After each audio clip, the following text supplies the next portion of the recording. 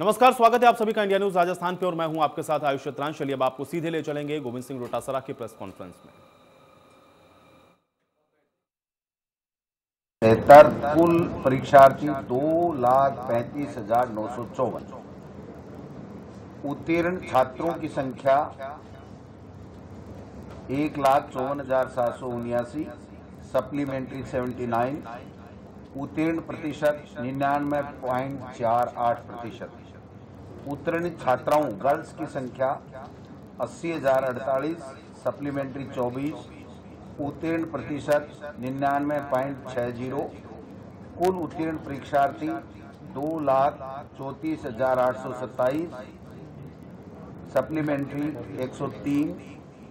कुल उत्तीर्ण प्रतिशत में 99.52%। वाणिज्य संकाय कुल विद्यार्थी रजिस्टर्ड 31,993। कुल परीक्षा में शामिल हुए या रिजल्ट में शामिल हुए 31,989।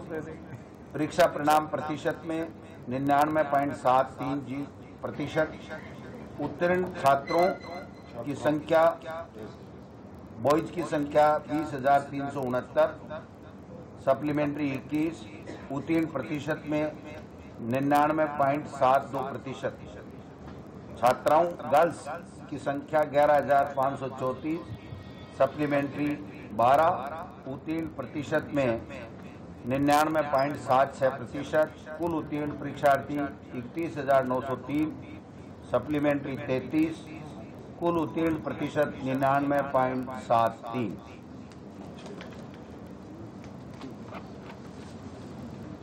कला संकाय कुल विद्यार्थी रजिस्टर्ड 5,92,218। परीक्षा में बैठे छात्र संख्या 5,92,051। कुल उत्तीर्ण 5,87,239। परीक्षा परिणाम प्रतिशत में 99.19%। उत्तीर्ण छात्रों की संख्या 2,97,534। सप्लीमेंट्री 1,002। उत्तीर्ण प्रतिशत में 99.97%। छात्राओं की संख्या उत्तीर्ण 2,89,705। सप्लीमेंट्री 477। उत्तीर्ण प्रतिशत में 99.41%। कुल उत्तीर्ण परीक्षार्थी 5,87,239। सप्लीमेंट्री 1,479। कुल उत्तीर्ण प्रतिशत में 99.19%। ये तो परीक्षा परिणाम था और मैं आप सबको सरकार की ओर से शिक्षा मंत्री की हैसियत से कहना चाहूंगा कि विपरीत परिस्थितियों में इन 2 सालों में हमने काम किया है। हमारे सामने 2 चुनौती रही हैं। हमारे बच्चों का स्वास्थ्य उनको सुरक्षित रखना और दूसरी हमारे सामने चुनौती थी उनके भविष्य को भी सुरक्षित रखना, यानी उनकी स्टडी में कोई बाधा नहीं आए, उनका साल बर्बाद नहीं हो। इन दोनों बातों का ध्यान रखा गया। पिछली दफा जब कोरोना आया था तो परीक्षाएं हमारी 10वीं और 12वीं की बीच में रह गई थी। फिर हमने परीक्षाओं को पूरा करवाया और माध्यमिक शिक्षा बोर्ड के चेयरमैन साहब, सेक्रेटरी साहब और तमाम इनकी टीम, बोर्ड के तमाम अधिकारी और कर्मचारियों ने मेहनत करके और जल्दी से जल्दी रिजल्ट दिया। और अब की बार जब हम केवल 10वीं और 12वीं की ही क्लासेज हम लोग लगा पाए थे, थोड़े दिन परीक्षा हम नहीं ले पाए। हमारे सामने चुनौती थी कोरोना संक्रमण से लड़ना, उससे हमारे बच्चों को बचाना, और हमारे सामने चुनौती थी इन बच्चों का साल भी बर्बाद नहीं हो। हमने फार्मूला निकाला और एक समिति बना करके एक ऐसा फैसला किया कि जिसके आधार के ऊपर इन बच्चों का परीक्षा परिणाम बहुत ही कम समय में 31 जुलाई शायद लास्ट थी, केंद्र भी ये कह रहा था, लेकिन मैं चेयरमैन साहब को, सेक्रेटरी साहब को, तमाम इसमें शामिल अधिकारियों को धन्यवाद देना चाहूँगा, मुख्यमंत्री जी की ओर से, मेरी ओर से भी और तमाम अभिभावकों और बच्चों की तरफ से भी कि आपने मेहनत की और गोपनीयता के साथ में, पारदर्शिता के साथ में ये आज तीनों संकायों का एक साथ रिजल्ट जारी किया, जो अपने आप में एक इतिहास है। मैं तमाम उन छात्रों को, उनके अभिभावकों को भी बधाई देना चाहता हूं। आज जो इसमें उत्तीर्ण हुए हैं, हमने सर्वसम्मत फैसले करके एक फार्मूला बनाया और उस फार्मूले के आधार पे हमने ये रिजल्ट निकाला है। फिर भी इसमें अगर किसी तरीके की कोई समस्या, कोई ग्रीवेंसेस, कोई असहमति अगर आएगी तो हम गंभीरता के साथ में उस पर विचार करेंगे और सरकार निर्णय करके और बोर्ड को निर्देश देगी कि इस प्रकार से हम आगे बढ़ें। प्राइवेट जो बच्चे हैं उनके लिए भी हम लोग प्लान बना रहे हैं कि कैसे उनकी एग्जाम लेकर के उनको भी हम एक साल उनका बर्बाद नहीं हो, इस बात का ध्यान रखा जाए। पिछले समय में जो बोर्ड की हर मामले में तैयारी रही, उसके लिए मैं बोर्ड के चेयरमैन साहब और तमाम अधिकारियों को बहुत बहुत धन्यवाद देना चाहता हूं। रीट की एग्जाम भी माध्यमिक शिक्षा बोर्ड करवा रहा है। मैं उनको अग्रिम बधाई देता हूं कि जो इनकी तैयारी चल रही है, सितंबर के माह में 26 सितंबर से डेट है। मैं समझता हूं कि अगर ये कोरोना ने हम पे मेहर कर दी और ये नहीं आया तो हम निश्चित रूप से 26 सितंबर को ही हमारी रीट की एग्जाम करवाएंगे और जल्दी से जल्दी हम जैसे बोर्ड में शीघ्र निर्णय करके और शीघ्र रिजल्ट दे रहे हैं, वैसे शीघ्र रिजल्ट दे करके और हमारे होनहार शिक्षित बेरोजगार जो नौकरी के लिए मेहनत करते हैं, आशा करते हैं, उनको सुखद परिणाम मिलेगा और हमारे स्कूलों में भी हमारे बच्चे होंगे। हमारे थोड़े से समय में 2.5 साल का समय बीता है। एनसीईआरटी सिलेबस का भी निर्णय लिया जो कॉम्पिटिटिव एग्जाम के लिए बहुत अच्छा होता है। हमने महात्मा गांधी इंग्लिश मीडियम का भी निर्णय लिया। आज 91,000 बच्चे हमारी 201 स्कूलों के अंदर लॉटरी के आधार पर एडमिशन हुए हैं। जो हमारी केंद्रीय विद्यालय है और दूसरे जो इंग्लिश मीडियम के विद्यालय हैं, उसमें लॉटरी से या इतनी मारामारी नहीं रहती। जो नामी गिरामी 4-5 स्कूलें पूरे प्रदेश में होती हैं, वैसे उसमें एडमिशन की मारामारी और एडमिशन के लिए इच्छा हमारी सरकारी माध्यमिक और उच्च माध्यमिक जो भी हमारी इंग्लिश मीडियम की महात्मा गांधी जी की जो स्कूलें हैं उसमें हुई है। माननीय मुख्यमंत्री जी ने बजट में घोषणा कर रखी है कि हम 5,000 से ऊपर की आबादी के 1200 स्कूल 2 साल के अंदर खोलेंगे। 325 से ज्यादा स्कूलों के आदेश सोमवार या मंगलवार को जारी हो जाएंगे और इसी सत्र में हम उनमें एडमिशन लेंगे। शेष की जो भवन है उसका चिन्हीकरण का कार्य चल रहा है। हमारी ये मंशा है कि जुलाई महीने के अंदर हम जो 1 साल का 600 का टारगेट है वो पूरा करें, जिससे हमारे प्रदेश के गरीब का बेटा, मजदूर का बेटा, दलित का बेटा, छोटे व्यापारी का बेटा, उसको जो 50,000 से लेके 1 लाख रुपए तक जो पैसा उसको देना पड़ता था निजी विद्यालय में, वो उसको नहीं देना पड़े। राजनीति में कहावत होती है कि किसी को वोट दे दो, सरकार किसी की बना दो, कोई बोरी नहीं डालता है। लेकिन अशोक गहलोत जी की सरकार ने इन 91,000 परिवारों के 50,000 से लेकर के 1 लाख रुपए तक का बचत करवा करके इस चरितार्थ, इस कहावत को उल्टी कर दी कि नई बोरी भी सरकार डालती। मैं समझता हूं कि जो अनेक फैसले हुए हैं इंफ्रास्ट्रक्चर में, बहुत बड़े फैसले, 1581 करोड़ और 400 करोड़ अभी हम लोग करने जा रहे हैं, 3500 करोड़ पिछले बजट में भी थे। जो एनुअल फंक्शन है, हम कोरोना की वजह से थोड़े कर पाए, एनुअल फंक्शन भी सरकारी विद्यालयों में हमने करने का काम किया है। विद्यालय क्रमोन्नति भी 1200 से ज्यादा विद्यालय क्रमोन्नत हुए हैं। पहली बार किसान का बेटा एग्रीकल्चर पढ़ सके, इसके लिए 600 कृषि संकाय खोले जाने की घोषणा इस बजट में की गई है, वो भी सब आपके सामने है। पहली बार राजस्थान में 10,000 कंप्यूटर के अनुदेशक जो हमारी आईसीटी लैब्स को संचालित करेंगे, उनकी भर्ती स्थायी रूप से, उनकी भर्ती नियमित भर्ती करने का माननीय मुख्यमंत्री जी ने ऐलान किया है। इससे बड़ा कोई फैसला हुआ नहीं। 31,000 टीचर हम ले रहे हैं, 9,000 सेकंड ग्रेड हमने भर्ती कर दिए, जो पूरी हो गई, उसकी वेटिंग लिस्ट हम जल्दी निकालने वाले हैं। व्याख्याताओं की 5,000 की भर्ती हमने कर दी है। 19,000 की शिक्षा विभाग में भर्ती हम जल्दी से जल्दी कैटेगरी तय करके जल्दी से जल्दी निकालने वाले हैं।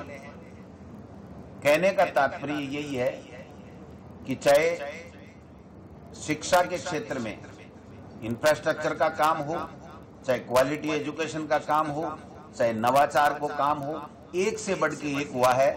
और जिसके कारण से आपने देखा होगा कि जो पीजीआई इंडेक्स हमारे हैं, जो परफॉर्मिंग इंडेक्स हैं, वो 20 अंक उछले हैं और हम +1 में राजस्थान पहली बार आया है। पिछली बार क्वालिटी एजुकेशन का जो हुआ था उसमें हम रैंकिंग में हिंदुस्तान में दूसरे नंबर आए थे। केवल 4-5 स्टेट, जिसमें 2-3 तो छोटे छोटे स्टेट हैं, 2 ही बड़े स्टेट हैं जो राजस्थान से ऊपर हैं। बाकी दिल्ली भी, जिसकी चर्चाएं काफी सुनते हैं लोग, चर्चा करते हैं, वो भी +1 में ही है, जबकि वहाँ 1800 स्कूल हैं। हमारे तो अकेले जयपुर में 1786 स्कूल है। पूरा राजस्थान की जो भौगोलिक स्थिति है उसके बावजूद भी यहाँ उद्योग धंधे ज्यादा नहीं है, CSR का पैसा नहीं मिलता, उसके बावजूद भी हमारी सरकार ने अनेकों ऐसे फैसले शिक्षा विभाग में किए हैं। और माध्यमिक शिक्षा बोर्ड में जब से जारोली साहब ने कार्यभार संभाला है, मैं समझता हूँ ऐतिहासिक कार्य हो रहा है। इतनी मेहनत कर रहे हैं, सारे अधिकारियों को, कर्मचारियों को, यूनियंस को साथ लेकर के, और बहुत अच्छा काम कर रहे हैं। तो मैं इतना ही निवेदन करना चाहता हूं कि आप सबका सहयोग रहा। हमने कोरोना काल में टीवी, रेडियो, जो हमारे उपक्रम थे भारत सरकार के, उनका उपयोग लिया। आओ घर से सीखें, हवा महल, हमारा स्माइल प्रोजेक्ट, वर्क बुक दे करके सब बच्चों को हमने घर से जाकर के पढ़ाने का काम किया। बच्चों को टेलीफोन करके हर क्लास टीचर 10 बच्चों को अपनी क्लास के को डेली बात करेगा। आज भी इस कोरोना काल में भी हमारे बच्चों को घर में रह करके भी पढ़ाई कराई जा रही है। सरकारी में ऑनलाइन एजुकेशन नहीं है, इसलिए ऑनलाइन जो एजुकेशन है उसका लाभ गरीब के बच्चे को नहीं मिल पाया। इसके लिए भी हमने एक MOU किया है, जो पिरामिड फाउंडेशन है, उसे 4000 बच्चों को वो टैबलेट देंगे। सरकार भी सोच रही है कि कहीं से संसाधन जुटा के कोरोना के बावजूद भी हम भी उन बच्चों को जिनके पास कोई स्मार्टफोन नहीं है वो दें। अभी कोरोना कम हुआ है तो मंत्रिपरिषद की बैठक हुई थी, माननीय मुख्यमंत्री जी ने ली थी। उसमें सैद्धांतिक रूप से ये सहमति बन गई कि स्कूलें खोलेंगे, लेकिन चूंकि विभाग का प्रस्ताव था 2 अगस्त से 9वीं से 12वीं खोलने का, लेकिन वहां पर जब डॉक्टर विशेषज्ञों राय आई तो उनकी राय ये आई कि छोटी क्लास के बच्चों को आप खोल सकते हो क्योंकि उसमें कोरोना बिल्कुल नहीं होता। तो इसके लिए जब दोनों तरह की बातें आने लगी कि पूरी खोलें, छोटे की खोलें, बड़े की खोलें, कहीं हमारे बच्चों को कहीं दिक्कत नहीं आ जाए, तो माननीय मुख्यमंत्री जी ने कल एक सब कमेटी बनाई है डॉक्टर रघु शर्मा जी की अध्यक्षता में। वो कमेटी आज 7 बजे हम लोग वहां पर चर्चा करेंगे, हो सकता है कल भी करें। सारी चर्चा के उपरांत माननीय मुख्यमंत्री जी को कमेटी रिपोर्ट सौंपेगी और वो कौन सी क्लास की स्कूलें खुलें और कितनी तारीख से खुलें, ये अंतिम फैसला, विभाग का प्रस्ताव 2 अगस्त का था, लेकिन अंतिम फैसला माननीय मुख्यमंत्री जी 1, 2, 3 दिन में जब भी पूरी एक्सरसाइज हो जाएगी तो वो करेंगे।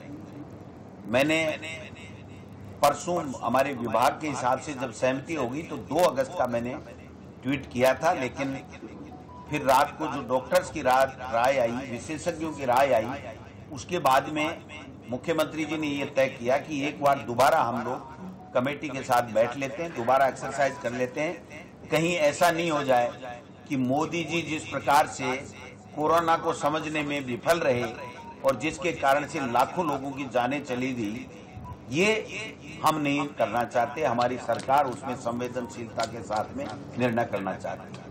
तो ये बात भी आती, इससे पहले मैं आपको संतुष्ट कर रहा हूं और स्पष्ट कर रहा हूं कि ये बात है। बाकी आप सब लोग पधारे, मीडिया के बंधु, आपका बहुत बहुत हार्दिक स्वागत है।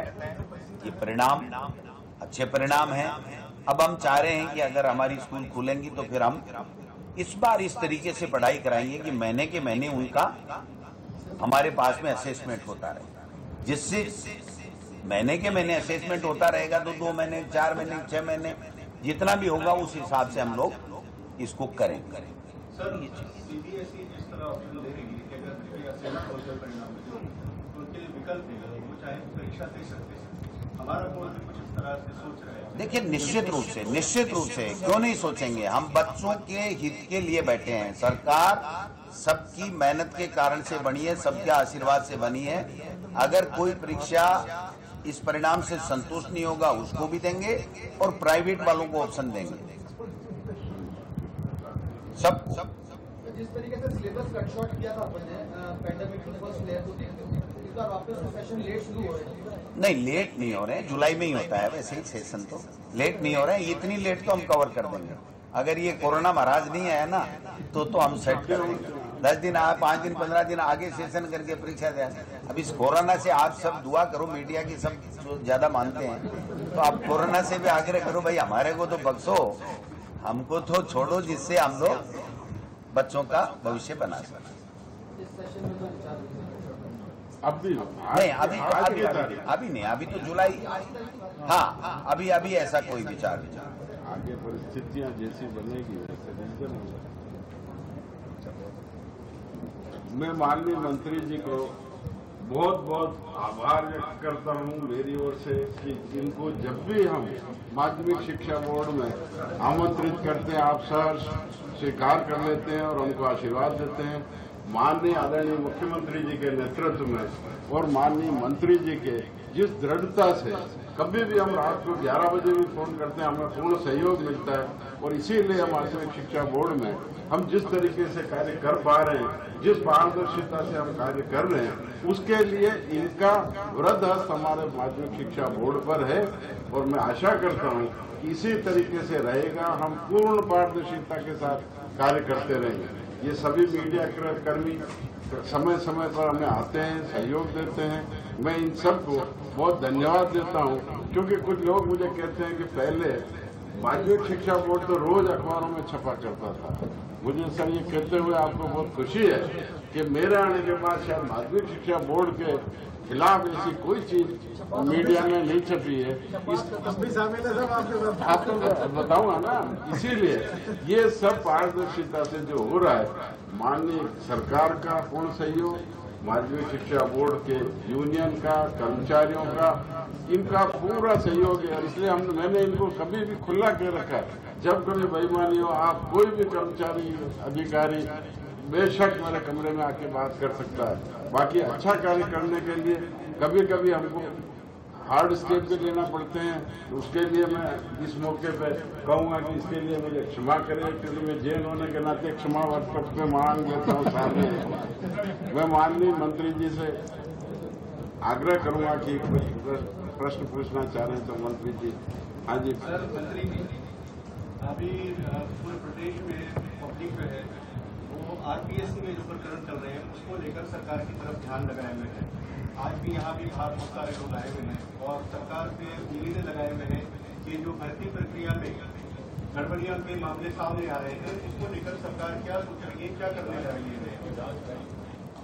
देखिए, आयोग हमेशा निष्पक्षता से कार्य करता है और जब भी किसी तरह की आयोग के सामने कोई बात कंप्लेंट कोई आती है तो उनकी फुल बेंच जो होती है वो उसके ऊपर एक प्रक्रिया बनी हुई है, उसके तहत काम करती है।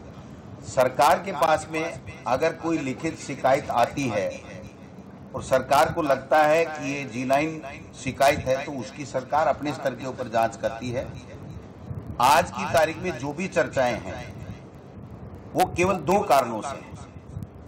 एक तो आरएसएस के यहाँ के क्षेत्रीय प्रचारक निम्बाराम जी के खिलाफ भ्रष्टाचार के मामले में एफआईआर होना और उसका मुद्दा कांग्रेस पार्टी की तरफ से मेरे द्वारा उठाना, और दूसरा मामला किसान का, गरीब का, दलित का बेटा अब आगे आने लग गया मेहनत करके, उससे कुछ लोगों में तकलीफ हो रही है। तो मैं समझता हूं कि ये जब समय बदलता है, जब समय करवट लेता है और गांव के लोग, ग्रामीण परिवेश के लोग आगे आते हैं, तो कुछ लोग जो सिस्टम पर अपने आप का कब्जा बताना चाहते हैं, कब्जा किए हुए लोग हैं, उनको स्वाभाविक तकलीफ होती है। और कोई भाई? स्टेट प्रेसिडेंट भी है, कैबिनेट एक्सटेंशन के ऊपर आप कुछ कहना चाहेंगे? ये माननीय मुख्यमंत्री जी का और सोनिया गांधी जी का विशेषाधिकार है। निश्चित रूप से सीटें खाली हैं तो होना ही है।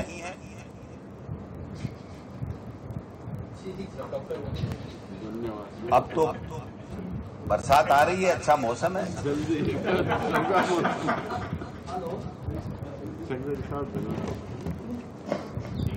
आप सबका माननीय मंत्री जी का हाँ, पूछ लेना आराम से, बताए आपके लिए। बोल पहले बता जी। वो भी जल्दी होंगी।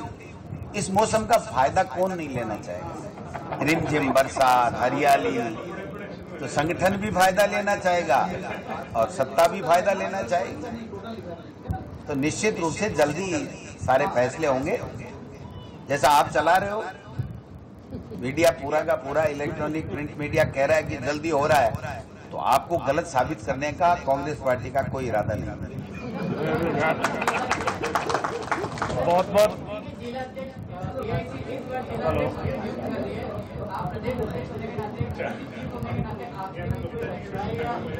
हमेशा ही प्रदेश अध्यक्ष और जिला अध्यक्षों की नियुक्ति और मुख्यमंत्री की नियुक्ति आलाकमान ही करता है। ये किसी को गलतफहमी नहीं होनी चाहिए कि प्रदेश अध्यक्ष से जिला अध्यक्ष की नियुक्ति करता है। कांग्रेस पार्टी की ये परंपरा रही है।